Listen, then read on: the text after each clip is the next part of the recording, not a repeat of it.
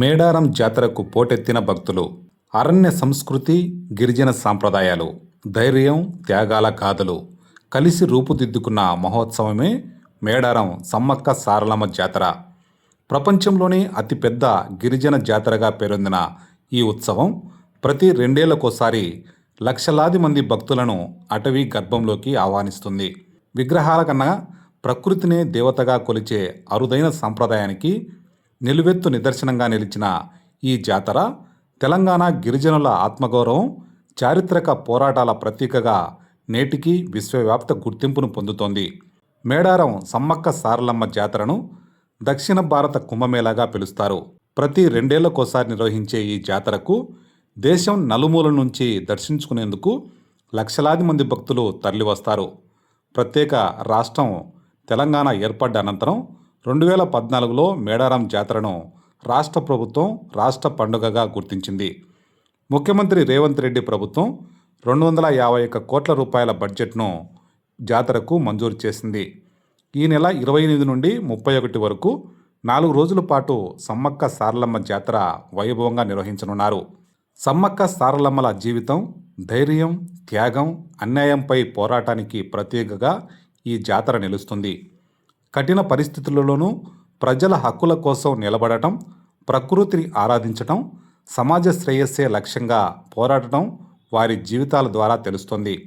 విగ్రహాల కన్నా ప్రకృతిలో భాగమైన పసుపు, కుంకుమ బరినెల రూపంలో పూజలు అందుకోవడం మన మూలాలను గుర్తింపజేస్తుంది. జాతర మొదటి రోజు కన్నెపల్లి నుంచి సారలమ్మ గద్దెపైకి వస్తారు. అదేవిధంగా కొండాయి నుండి గోవిందరాజును, పూనుగొండ్ల నుండి పగిడిద్దరాజును మేడారానికి తీసుకువచ్చి గద్దెలపై ప్రతిష్ఠిస్తారు. ఇక రెండవ రోజు చిలకలగుట్ట నుండి సమ్మక్క కుంకుమ భరిణి రూపంలో గద్దెపైకి చేరుకుంటుంది. గిరిజన పూజారులు సాంప్రదాయబద్ధంగా తల్లిని ఆహ్వానిస్తారు. ఇక మూడవ రోజు భక్తులు అమ్మవార్లను దర్శించుకొని మొక్కులు తీర్చుకుంటారు. చివరి రోజు అమ్మవార్లు తిరిగి అడవిలోకి వెళ్ళే వనప్రవేశం కార్యక్రమం చేపడతారు.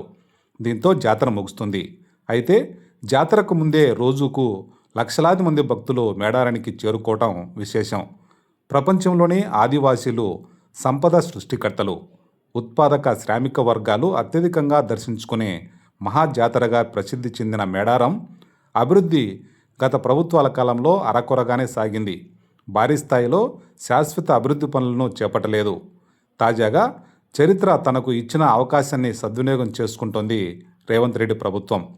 భవిష్యత్తులో ఏ ఇతర మతాలు ఈ జనజాతరను హైజాక్ చేయకుండా, వారి చిహ్నాలు ఇక్కడ కనపడకుండా ఆదివాసీ చరిత్రకు శాశ్వతత్వాన్ని సంతరింపచేస్తోంది. 2026 జనవరి 28 నుండి 31 తేదీల మధ్య మహాజాతర నిర్వహణకు మేడారం సర్వం సన్నద్ధం చేస్తోంది తెలంగాణ ప్రభుత్వం. మేడారం పరిసరాలన్నీ వృక్ష ఔషధ వైవిధ్య వనంగా మారుతున్నాయి.